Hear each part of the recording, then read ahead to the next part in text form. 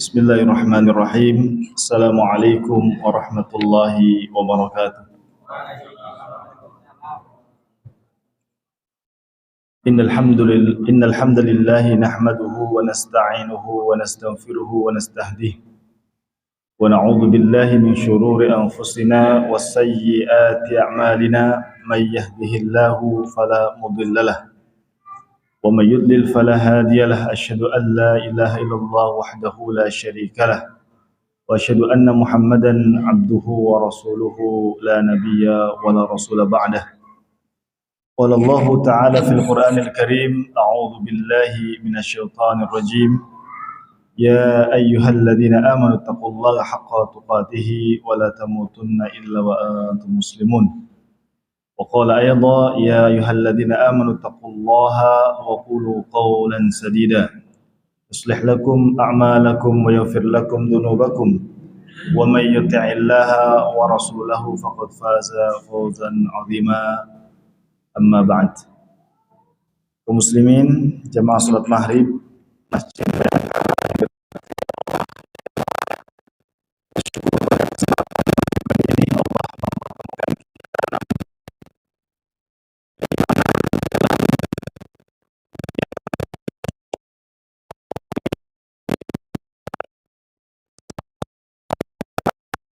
dengan kajian yang insyaallah kita akan angkat tema tentang al-birru liwalidain atau birrul walidain.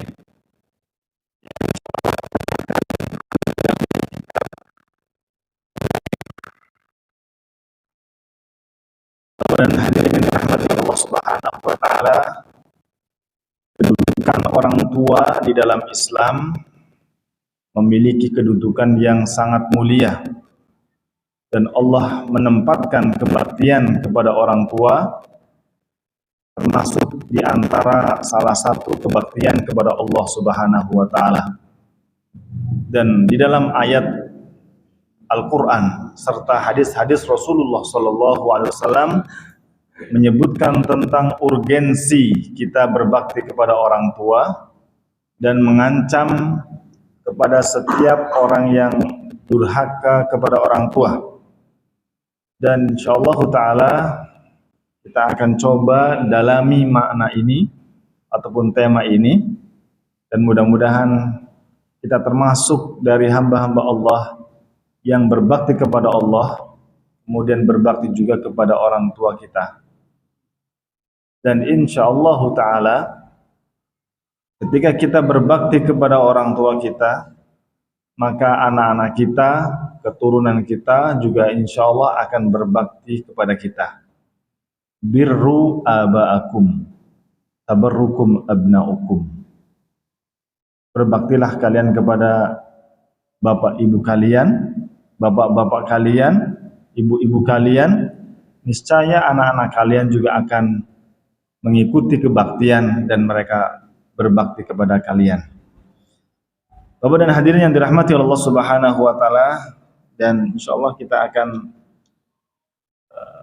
bersumber dari kitab Al-Kabair punya Al-Imam Az-Zahabi, yang kitab ini berisi tentang dosa-dosa besar. Salah satu di antara dosa besar itu bernama uququl walidain, durhaka pada orang tua atau ayah bunda. Qala ta'ala wa qadha rabbuka alla ta'budu illa iyyahu wa bil walidaini ihsana. Dan Allah Jalla wa Ala memerintahkan kepada kalian untuk tidak menyembah kecuali kepadanya, wa bil walidaini ihsana, dan untuk berbakti dan berbuat baik kepada orang tua, lebih-lebih saat keduanya sudah masuk usia lanjut. Maka itu adalah peluang besar bagi seorang anak yang berbakti untuk kemudian dimudahkan jalan menuju surga Allah Subhanahu wa taala. Indal kibar, tatkala sudah lanjut. tentunya adalah ini membutuhkan kesabaran bagi seorang anak. Karena bukan hanya mungkin harta yang akan terkuras, pikiran yang akan terkuras, atau mungkin apa yang akan dimiliki ataupun yang dimiliki oleh seorang anak dalam rangka berbakti kepada orang tua, maka bisa saja terkuras, tapi insya Allah Allah akan ganti dengan yang lebih baik. Anak-anak yang menjadi keturunannya juga akan kemudian memberikan kebaktian kepada ayah dan bundanya. Ai birran bihima wa syafaqatan wa atfan alaihima. Maksudnya adalah birron. Ya, ihsana di sini diartikan berbuat baik, wa syafaqatan, dan kita berkasih sayang ataupun memberikan kelembutan. Karena orang tua di saat usia lanjut itu juga memiliki sensitivitas yang cukup tinggi. Maka ketika seseorang berbicara kepada keduanya, maka juga harus dengan berbicara dengan kata-kata yang menyejukkan, bukan kata-kata yang membuat emosi. Lebih-lebih nikmat yang dulu pernah dirasakan oleh orang tua kita, ketika usia lanjut sudah mulai dikurangi satu demi satu. Kalau dulu makannya sendiri, bisa ngambil sendiri, ketika nikmat berjalan sudah Allah cabut, ya, dia hanya bisa berbaring misalkan, atau banyak yang dirasakan oleh orang tua dari penyakit-penyakit yang menimpanya. Maka kemudian apabila anak itu berbakti, tentunya akan memberikan perhatian. Kalau dia tidak bisa mengurus sendiri, maka dia akan mengurus melalui orang lain. Mungkin mengangkat seseorang, entah itu perawat ataupun orang yang dipercaya, karena mungkin barangkali punya kesibukan, maka tetap dia akan memperhatikan orang tuanya dengan cara-cara yang kemudian benar dan tidak ada unsur menyepelekan. Dan banyak fenomena di masyarakat ketika orang tuanya sudah lanjut, solusi terakhir di mana kan Pak? Ditaruh di panti jompo, karena menganggap itu sebagai sebuah beban. Maka ini butuh kesabaran. Dan kesabaran yang sangat tinggi yang dimiliki oleh seorang anak ketika merawat orang tuanya di usia lanjut, maka Allah pun berikan yang setimpal, yang seimbang. Baik anaknya nanti akan berbakti, atau dia akan mendapatkan surga Allah Jalla wa'ala. Imma yablughanna 'indakal kibar ahaduhuma aw kilahuma fala takul lahuma uffin wala tanharhuma. Ini disebutkan dalam surat Al-Isra. Nanti kita akan melihat bagaimana perintah Allah, ya, kepada seorang anak untuk benar-benar menjaga perkataannya agar tidak ada kata-kata yang terucap dan itu menyinggung hati orang tua. Meskipun anak itu sebenarnya sudah pintar, tapi orang tua tentunya punya hak untuk memberikan arahan. Dan itu adalah bentuk perhatian orang tua kepada seorang anak. Bapak dan Ibu yang dirahmati oleh Allah Subhanahu wa taala, fala taqul lahuma uffin wala tanharhuma. Dan janganlah kalian mengatakan kepada keduanya perkataan sebagai bentuk menyepelekan. Itu sudah saya ketahui. Nggak usah ngatur. Ini sudah privasi saya dan seterusnya, misalkan seorang anak. Saya sudah tahu. Itu kan kata-kata yang menunjukkan keangkuhan, keegoisan. Ya terkadang memang kita meskipun sudah tahu, tetapi kita juga diuji.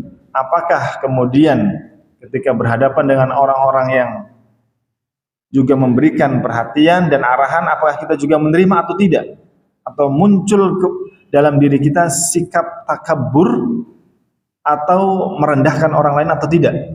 Ini yang kemudian setiap individu kita wajib juga menjaga sikap. Termasuk dalam hal ini adalah masalah perkataan. Fala taqul lahuma uffin, ay la taqul lahuma bitabarrum idza kabura wa asanna wa yanbahi an tatawalla khidmatahuma ma tawallaya min khidmatika ala anna al-fadla lil mutaqaddim wa kaifa yaqa'u at-tasawi wa qad kana yahmilani adaka rajina hayataka wa anta idza hamalta adahuma rajauta mautahuma. Tentunya Bapak dan Ibu, ayah dan bunda kita, ayah dan ibu kita ketika kita masih kecil,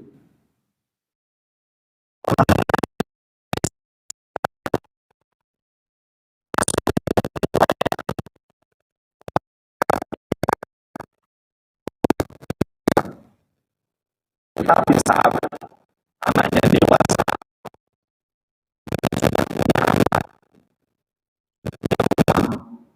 sudah punya istri,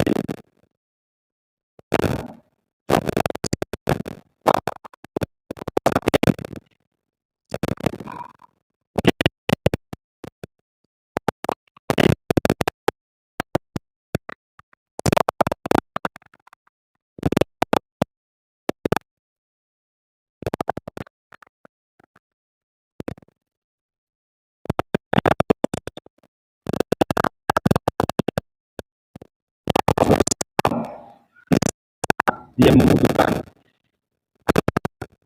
perhatian. Tetapi terkadang ini disindir oleh Al-Imam Syamsuddin Az-Zahabi atau Imam Az-Zahabi. Terkadang anak itu ketika berada dalam kepayahan ngurus orang tua, harapannya cepat mati. Kenapa? Kalau cepat mati, cepat dapat warisan. Bahkan ada di sebuah tempat yang Masya Allah, anaknya itu datang ke rumah orang tuanya, dia sibuk bekerja di luar kota, datang ke rumahnya yaitu saat hari ibunya meninggal. Dia sibuk bekerja, dia tahu ibunya di rumah itu hanya bersama cucunya, Pak. Jadi cucu anak yang masih sekolah SD, jadi tinggal bersama ibu yang sudah tua, anaknya semuanya di luar kota. Ya. Mungkin bagi anak tersebut cukup hanya ngasih transferan, cukup apa tidak, Pak? Ya, itu bagian, tetapi cukup apa tidak? Tidak cukup. Doa itu juga sangat dibutuhkan, perhatian juga sangat dibutuhkan. Maka kita beristighfar kepada Allah Subhanahu wa taala, barangkali banyak kesalahan kita kepada orang tua kita. Dan mudah-mudahan Allah menerima dan mengampuni segala kesalahan kita. Di sini dijelaskan Bapak dan Ibu yang dirahmati oleh Allah Subhanahu wa taala, fala takul lahuma uffin. Perkataan yang menyinggung orang tua itu pun harus dihindari. Lebih-lebih yang lebih dahsyat daripada itu. Min babil aula ad-darb. Maka sangat benar-benar dilarang kalau misalkan seorang anak itu main tangan, main pukul, main tendang, main bentak. Perkataan yang sekecil itu saja itu dilarang dalam rangka menjaga emosi, menjaga kebaktian dia kepada orang tuanya. Summa qala ta'ala wa qul lahuma qawlan karima. Setelah Allah Subhanahu wa taala melarang seorang anak untuk menggunakan kata-kata yang bernilai negatif, Allah memerintahkan dengan perintahnya wa kullahuma, dan katakanlah kepada keduanya qaulan karima, perkataan yang mulia, perkataan doa, perkataan yang memotivasi orang tua untuk beribadah kepada Allah di saat-saat lanjut. Misalkan Pak, orang tua kita ditimpa dengan penyakit, dikasih sama Allah penyakit yang belum cepat sembuh atau belum kunjung datang kesembuhannya, maka kita pun harus mendoakan kesabaran. Karena barangkali, ya ini disebutkan dalam sebuah ceramah berbahasa Arab disampaikan oleh Dr. Sa'ad Atik. Beliau menjelaskan, terkadang Allah memberikan kepada seorang hamba ujian yang menurut kebanyakan manusia itu adalah buruk. Tetapi bisa saja ujian itu menjadi perantara dia masuk surga kalau dia itu bersabar dan ikhlas. Maka disebutkan dalam sebuah hadis Rasulullah sallallahu alaihi wasallam mengatakan, "Lau anfaqta misla ukhudhin dhahaban fi sabilillah, ma qabilallahu minka hatta tu'mina bil qadar." Kalau sekiranya kalian menginfakkan emas seberat gunung Uhud, ada nggak Pak? Kira-kira ada nggak? Lau anfaqta misla Uhudin dhahaban fi sabilillah, kalau sekiranya kalian menginfakkan satu bukit Uhud emas, bukan pasir, bukan batu, emas, maka qabilallahu minka hatta tu'mina bil qadar, maka Allah Jalla wa'ala tidak akan menerima itu meskipun diinfakkan di jalan Allah sampai kita mengimani qadar. Maksudnya apa? Kita menerima takdir Allah Subhanahu wa ta'ala yang baik dan yang buruk, dan Allah Jalla wa'ala tidak menciptakan untuk hambanya keburukan yang tanpa adanya hikmah. Selalu Allah berikan hikmah. Misalkan sampai kakinya diamputasi, ya Pak ya, itu kelihatannya buruk, tetapi kalau dia sabar, maka akan menggugurkan segala dosa-dosanya, ya kan? Karena dia sabar, karena dia ridho, karena dia ikhlas. Dan ibadah bernama kesabaran ini disebutkan di dalam Al-Quran, innama yuwaffas sabiruna ajrahum bighairi hisabin, bahwasanya hanya bagi orang-orang yang bersabar saja, bagi mereka pahala yang tanpa batas dan tanpa hitungan, unlimited kalau bahasa kita Pak, gak pernah putus. Tsumma qala ta'ala wa qul lahuma qawlan karima, tetapi ucapkanlah kepada kedua orang tua kalian perkataan yang mulia, ai layyina latifa, perkataan yang lembut dan perkataan yang lunak. Ini dalam perkataan. Famimba bil aula, ya. Dan yang lebih utama lagi adalah dalam masalah sikap.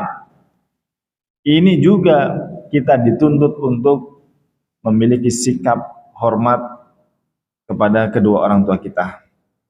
Waqfid lahuma janaha dzulli minar rahmah wa qur rabbirhamhuma kama rabbayani shaghira.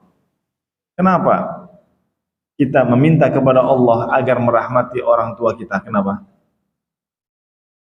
Kama rabbayani shaghira wa qur rabbirhamhuma, dan katakanlah, ya Allah, irhamhuma, berikan kasih sayang kepada keduanya,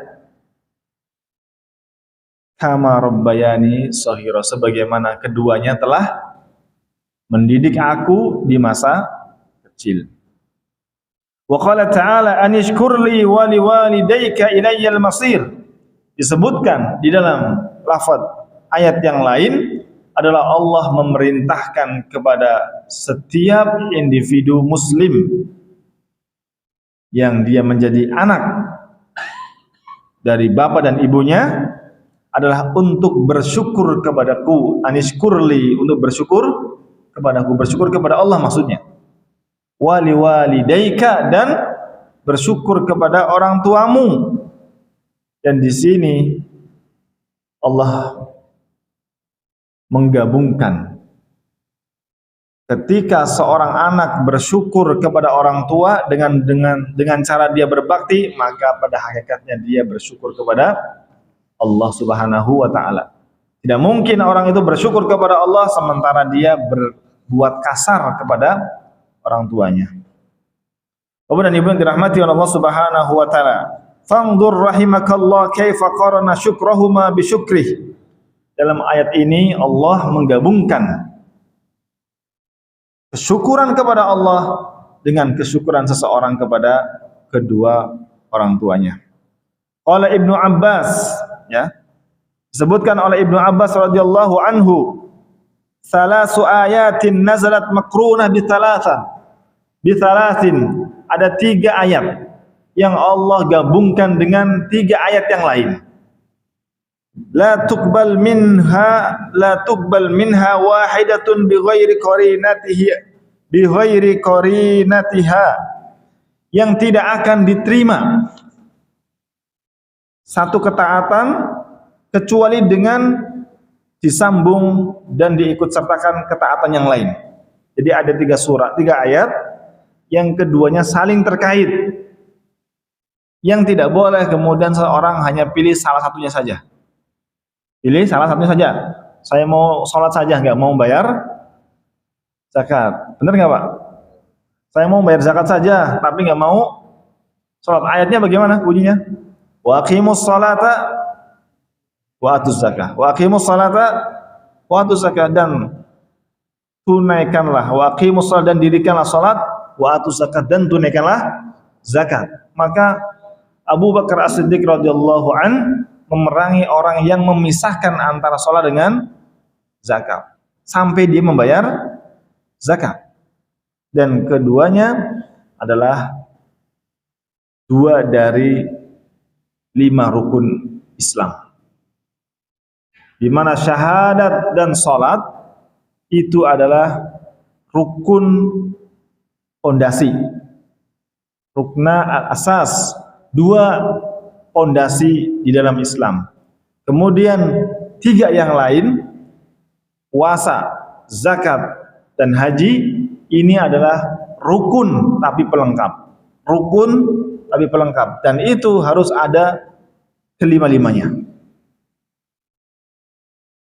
3 ayat yang saling terkait satu sama lain, dan tidak boleh kemudian kita pilih salah satu saja ketaatan dan meninggalkan ketaatan yang diperintahkan. Adalah yang pertama, qaulullahi ta'ala ati'ullaha wa ati'ur rasul. Taatilah Allah dan taatilah Rasul. Tidak mungkin orang dikatakan beriman dia hanya taat kepada Allah dan dia tidak mau taat kepada Rasul. Ada kelompok sesat, mungkirus sunnah atau ingkarus sunnah, di mana tidak mau mengambil sunnah Rasulullah Sallallahu Alaihi Wasallam. Nama lainnya adalah Quraniyun. Jadi pengennya dia memegang Quran, pedomannya pada Al-Quran saja, tapi tidak mau mengambil petunjuk dari Rasulullah Sallallahu Alaihi Wasallam. Maka ini adalah keliru. Karena apa? Karena Al-Quran adalah kitab yang sempurna dan yang di dalamnya memerintahkan kita harus taat kepada Rasulullah. Wa ma atakumur rasulu fakhudhuhu, apa saja yang dibawa Rasul maka diambil. Wa ma nahakum anhu fangtahu, dan apa saja yang dilarang Rasul maka tinggalkan. Di situ wa ma atakumur rasul, jadi yang dijelaskan oleh Rasul juga termasuk bagian dari penjabaran di dalam Al-Qur'an, dan itu tidak boleh dipisahkan. Ati'ullaha wa ati'ur rasul faman ata'a Allah wa lam yuti'ir rasul lam yuqbal minhu. Siapa yang hanya taat kepada Allah tapi dia tidak mau beriman kepada Rasul sallallahu alaihi wasallam, maka tidak akan diterima. Ats-tsaniyah, ayat yang kedua adalah qaulullah ta'ala wa aqimus salata wa atuz zakah, dan dirikanlah salat dan tunaikanlah zakat. Orang dikatakan mendirikan salat kalau dia memperhatikan syarat, memperhatikan rukun, memperhatikan waktu, ya termasuk Pak. Di antaranya adalah misalkan kita mau sholat jamak, sholat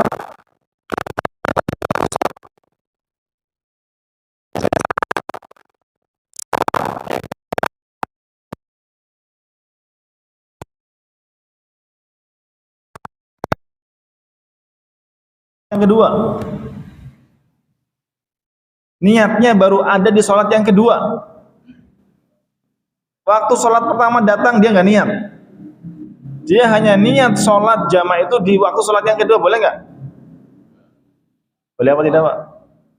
Harus hadir di waktu sholat yang pertama meskipun dia mengerjakan di sholat yang pertama ataupun kedua, ya kan, karena ada sholat jamak takhir dan jamak takdim, tapi niat itu harus ada di waktu sholat yang pertama. Itu harus, jangan sampai misalkan kalau dia mengerjakan sholat di waktu yang kedua dan niatnya baru ada di waktu sholat yang kedua, ini bisa saja tergolong orang yang menyepelekan sholat. Allah mengatakan, fawailul lil musallin alladzina hum an salatihim sahun alladzina hum yura'un wa yamna'unal ma'un. Ya. Siapa orang yang salatnya celaka? Alladzina hum an salatihim sahun, yaitu orang-orang yang lalai dari salatnya. Maksudnya apa Pak?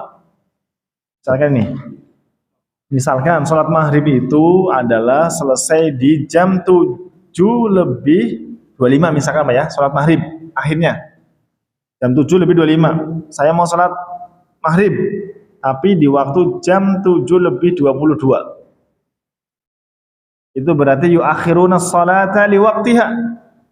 Kalau dalam tafsir Ibnu Katsir dijelaskan yuakhiruna sholata liwaqtiha. Dia mengakhirkan salat sampai batas terakhir.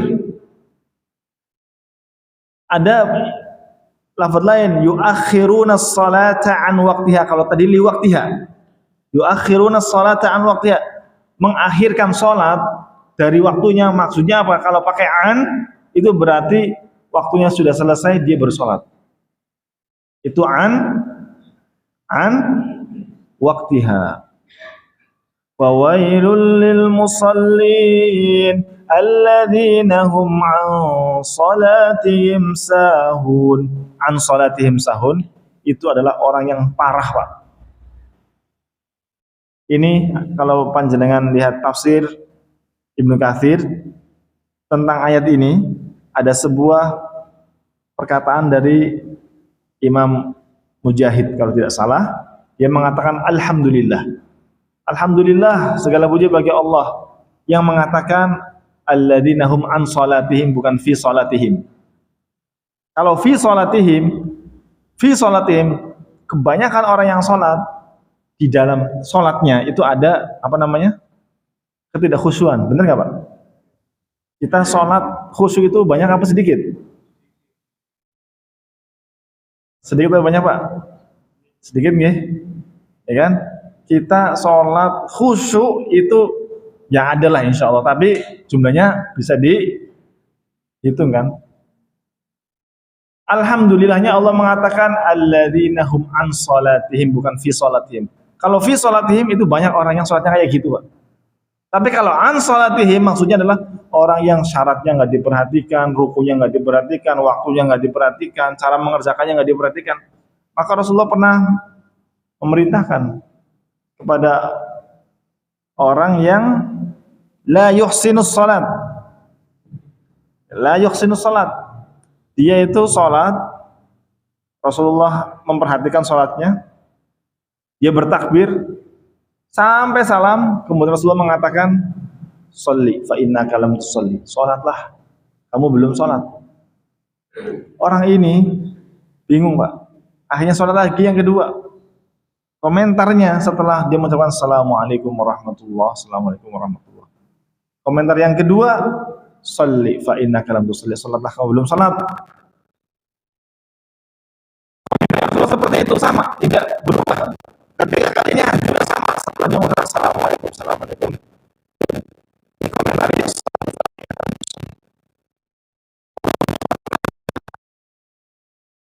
itu yutimur ruku wala yutimus sujud. Dia rukunya sempurna, tapi sujudnya tidak sempurna, tidak menjaga tumakninah. Atau kebalikannya, yutimus sujud wala yutimur ruku. Sujudnya dia pakai tumakninah, tapi ketika ruku dia tidak pakai tumakninah, tergesa-gesa, Pak. Dan kalau orang sholat waktunya itu sudah mepet, itu bisa nggak sholatnya tenang? Imamnya, muadzinnya sudah mau berdiri, dia lihat tinggal 2 menit, bisa nggak sholatnya khusyuk? Nggak bisa. Dia akan sholat dengan cepat, ya, dia akan sholat dengan cepat.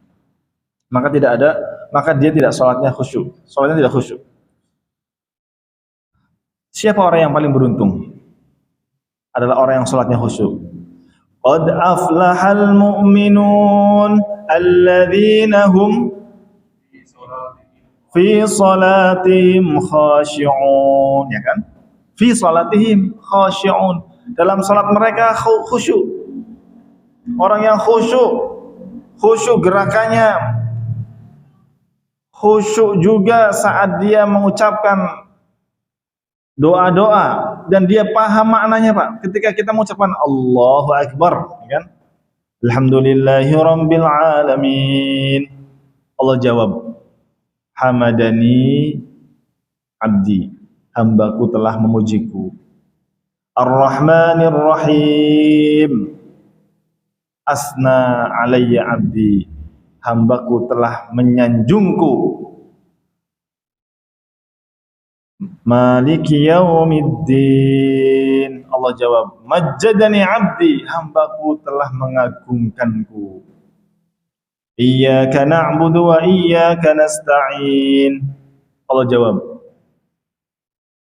iyyaka na'budu wa iyyaka nasta'in, hanya kepadamulah ya Allah kami beribadah, dan hanya kepadamulah ya Allah kami memohon pertolongan. Jawaban Allah adalah lil abdi mas'al. Untuk hambaku apa yang dia minta aku akan penuhi, Pak.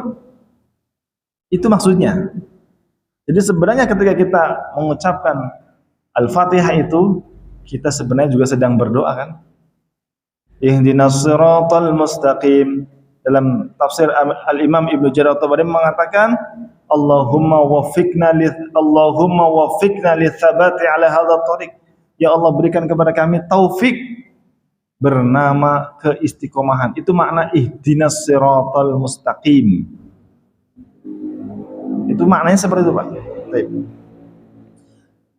Wa qaulullahi ta'ala wa aqimus salata wa atuz zakata faman shalla wa lam yuzakki lam yuqbal minhu. Siapapun orangnya yang dia salat namun dia tidak mau membayar zakat, maka tidak diterima. Ya, tidak diterima salah satunya. Ats-tsalitsah qaulullahi ta'ala anishkur li wa liwalidayka faman syakarallaha wa lam yashkur liwalidayhi lam yuqbal minhu. Begitu juga orang yang dia mengklaim saya sudah bersyukur kepada Allah, namun dia tidak bersyukur kepada orang tua, dia durhaka kepada orang tua, dia membangkang perintah orang tua, dia tidak mau taat perintah orang tua, maka ini tidak mungkin syukurnya itu diterima. Walidzalika qala Nabi sallallahu alaihi wasallam, ridallah fi ridal walidain wa sukhtullah fi sukhtil walidain. Allah kaitkan keridhaan kepada Allah dikaitkan dengan keriduan kepada kedua orang tua, dan kemurkaan Allah dikaitkan dengan kemurkaan kepada kedua orang tua. Kita dengarkan azan dulu ya.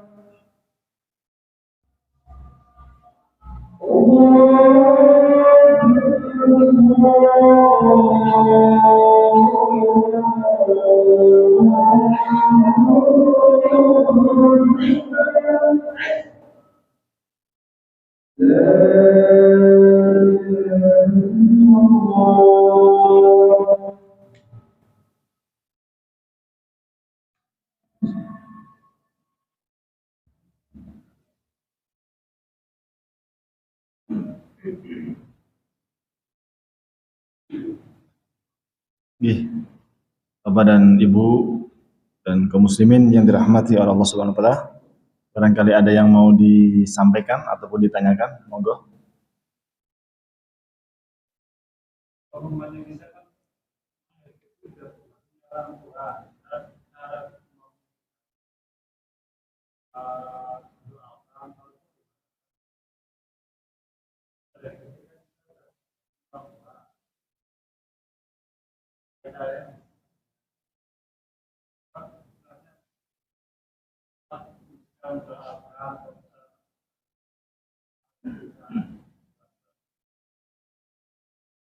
Oke. Ada anak ataupun ada di antara kita yang dia sejak lahir bapak ataupun ibunya, bukan bapaknya ya, bapaknya ataupun orang tuanya sudah tiada.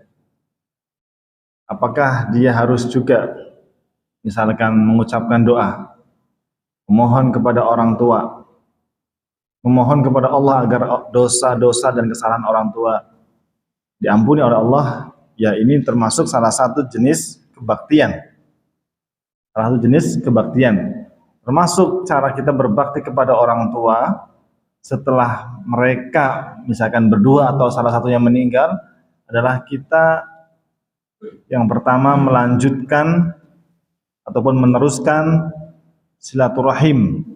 Kita berbuat baik kepada kerabat-kerabat orang tua kita, menyambung silaturahim. Jangan malah memutus tali silaturahim. Itu termasuk diantaranya adalah bentuk kebaktian kita kepada orang tua. Kemudian berikutnya, idza mata ibnu adam in qata anhu amalu illa min salasin shadaqatin jariyatin aw ilmin yuntafa'u bihi aw waladin salihin yad'u lah. Meskipun orang tua telah lama meninggal, kemudian anak itu belum pernah melihat bapaknya, ya kan? Maka insyaallah taala apa yang didoakan oleh seorang anak itu akan sampai. Karena ketika Allah memerintahkan ud'uni, maka Allah menjawab astajib lakum. Berdoalah kepadaku, niscaya aku akan kabulkan. Nah, masalah pengabulan doa ini tergantung kita. Apakah memang kita sudah masuk kriteria orang-orang yang memang layak doa kita itu dikabulkan atau tidak? Karena terkadang ada orang yang, mohon maaf, dia berdoa tetapi saat berdoa dia itu lalai. Dia meminta kepada Allah tapi dia nggak paham apa yang dia minta, kurang penjiwaannya, Pak. Atau dia berdoa tapi pikiran dan hatinya itu ada di luar, sedang kacau. Ya, maka posisi saat kita berdoa juga harus dengan kekhusyuan dan kita merendahkan diri kepada Allah Subhanahu wa taala. Dan insya Allah ketika kita memenuhi syarat-syarat pengabulan doa, maka doa itu pun akan sampai. Anna rajulan yurfa'u darajatahu. Ya, disebutkan dalam sebuah hadis, ada seorang laki-laki ataupun seseorang yang dia itu diangkat derajatnya pada hari kiamat. Fayaqul anna lihadhihi. Kemudian orang ini heran, merasa heran, dari mana aku dapatkan keistimewaan dari Allah Subhanahu wa taala, dia mendapatkan fasilitas yang sangat luar biasa, ditinggikan derajatnya di sisi Allah. Fayaqul bistighfari waladika lak. Itu kamu dapatkan karena anak kamu itu beristighfar. Dan yang disebut dengan anak itu bukan berarti anak kita senasab. Misalnya gini, Pak, kalau orang kan punya anak, setelah punya anak, cucu, setelah punya cucu, buyut, setelah buyut, cicit. Saya nggak paham ini. Nah, cucunya cucu, ketika dia berdoa, ataupun cucunya buyut, ya kan, Pak? Ketika dia berdoa, sampai nggak kepada kakeknya? Sampai. Ya, tadi kan birru abaakum tabarrukum abnaukum. Jadi nanti doa anak itu yang keberapa yang dikabulkan kita nggak tahu. Seperti ketika Nabi Ibrahim dia berdoa agar diutus seorang Rabbana wab'ats fihim rasulan, ya. Ibrahim itu berdoa, Pak, agar di tengah-tengah bangsa Arab yang ummi itu diutus seorang rasul. Ibrahim saat itu berdoa dan dikabulkan doa itu dan diutus Rasulullah SAW setelah, kalau tidak salah, 30 generasi. 30 generasi berarti berapa tahun? Kalau misalkan satu generasi usianya 80 lah. 80 dikali 30 berapa tahun? Itu baru dikabulkan. Jadi visinya Ibrahim dia dalam berdoa itu bukan untuk anaknya saja Ismail, bukan, tetapi visioner keturunannya untuk umat. Jadi bukan untuk saat ini untuk dikabulkan doanya, tetapi untuk kedepannya. Ayat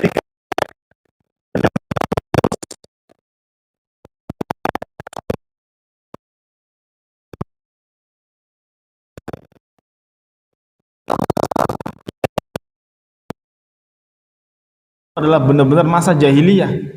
Rasulullah datang untuk memberikan pencerahan, mengajari kepada mereka Alkitab, membersihkan jiwa-jiwa mereka dari segala noda-noda kemusyrikan, kejahilian, dan khususnya dibersihkan. Wa yu'allimuhumul kitaba wal hikmah, baru diajari tentang isi Al-Quran dan isi sunnah Rasulullah sallallahu alaihi wasallam. Wa in kanu min qablu la fi dhalalim mubin, dan pada saat itu Pak, fi dhalalim mubin, mereka itu benar-benar dalam kondisi yang sangat dolalin. Apa dolal? Sesat yang nyata, jelas-jelas sesat saat itu Pak. Itu Rasulullah bisa dakwah dengan sukses, dan tentunya ini adalah dengan taufik dari Allah Subhanahu wa ta'ala. Rasulullahnya berusaha, dia tetap berdoa, dan Allah mudahkan. Ya. Jadi insya Allah anak kita yang berdoa untuk simbahnya, untuk kakek-kakeknya akan sampai. Termasuk diantaranya adalah disebutkan di dalam surat Al-Kahfi, yaitu ketika Allah mengutus dua nabi yang bernama Musa dengan Khidir. Ya, kemudian diutus wa ammal jidaru fakana li hulamaini yatimaini fil madinah wa kana tahtahu kanzul lahuma wa kana abuhuma salihah. Ya. Ada anak yatim. Dua anak yatim tinggal di sebuah kota. Tapi kalau kota cenderung rumahnya bagus-bagus ya Pak. Kalau kota sih, kalau yang di pelosok kan mungkin berbeda kan. Ini di kota. Di dalam kota ada rumah yang pagar temboknya itu mau roboh. Mau rusak. Sayangnya penduduknya itu bakhil semua Pak. Tidak peduli, tidak perhatian. Ya kan, tidak peduli dan tidak perhatian. Sampai ketika Musa dengan Khidir bertamu, itu tidak keluar air, tidak keluar juga makanan. Saking bakhilnya. Maka adalah kalau memang mereka enggan untuk memberikan seperti itu yang dibutuhkan oleh orang yang sedang safar, tidak mau mereka memberi, udahlah kita akan bereskan tembok yang miring ini. Dan ternyata di bawah tembok yang miring itu, pondasinya di bawahnya itu, di bawah pondasi ada apa? Harta simpanan ayahnya. Dan ayahnya sudah meninggal, dan Allah jaga harta itu untuk siapa? Anaknya itu Allah jaga. Jadi orang tuanya sudah meninggal, tapi kesolihannya itu menjadi jaminan bagi anak dan keturunannya. Jadi investasi yang sangat mahal itu bernama kesolihan. Kesolihan ini berasal dari orang tua. Meskipun dia tidak membayar jaminan apa, tapi orang tuanya punya kesolihan, maka itu sudah cukup, Pak. Sudah cukup. Insya Allah Allah akan menjaga anak keturunannya. Wallahu a'lam bishawab. Ada yang bertanya lagi? Enggak, Pak. Yeah. Kepada orang tua, antara dua paparan sejajar, dan yang kedua ini ada namanya, dan mertua ini karena istri meninggal, saya meninggal, kan tadi lagi main karena meninggal lagi. Ini seandainya sama, apakah orang tua ini yang mertua ini kita berdoa merupakan bakti kepada mereka? Oke. Orang tua sambung dan posisi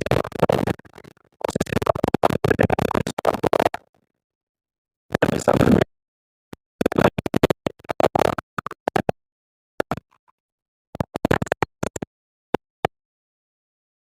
Ya kan? Yang dapat warisan kan berarti anaknya, bukan? Ya, jalurnya kan seperti itu. Itu berarti ada posisi yang dibedakan antara anak dengan antara orang tua dengan mertua, itu ada posisinya. Tetapi kewajiban untuk berbuat baik itu lebih diutamakan adalah yang pertama kepada orang tua, dan juga Allah perintahkan berbuat baik kepada siapapun, termasuk di dalamnya adalah mertua. Meskipun punya mertuanya banyak, karena pindah-pindah misalkan seperti itu, ya tetap harus berbuat baik kepada semua orang, ya, semua orang. Wallahu a'lam bishawab. Wallahu a'lam. Monggo, ada lagi Bapak dan Ibu? Oke, saya akan akhiri dengan sebuah hadis. Wa an Ibnu Amr radhiyallahu anhuma qala jaa rajulun yasta'dinu an-nabiy sallallahu alaihi wasallam fil jihadi ma'ahu faqala an-nabiy sallallahu alaihi wasallam ahayyun walidak qala na'am qala fa fihima fajahid wa fi sahihain fanzur kaifa faddala birral walidain wa khidmatahuma 'alal jihad.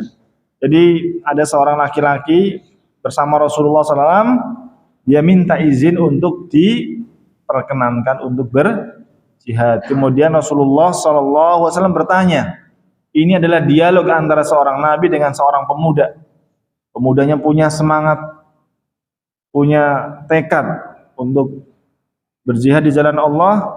Kemudian ditanya sama Rasulullah, apakah dia punya latar belakang, apakah dia punya orang tua, dan seterusnya digali.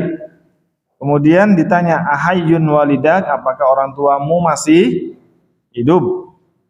Qala na'am, iya wahai Rasulullah. Qala fa fihima, maka berbuat baiklah kepada keduanya. Ya. Di sini lebih diutamakan dari jihad di jalan Allah Subhanahu wa taala. Tentunya di sini adalah Rasulullah sangat paham dengan kondisi orang-orang yang ada di sekitarnya, dan dia memberikan sesuai dengan kebutuhan para sahabatnya. Wallahu a'lam bishawab. Mohon maaf apabila banyak kekurangan dan kesalahan, dan marilah kita akhiri dengan doa kifaratul majlis. Wassalamualaikum warahmatullahi wabarakatuh.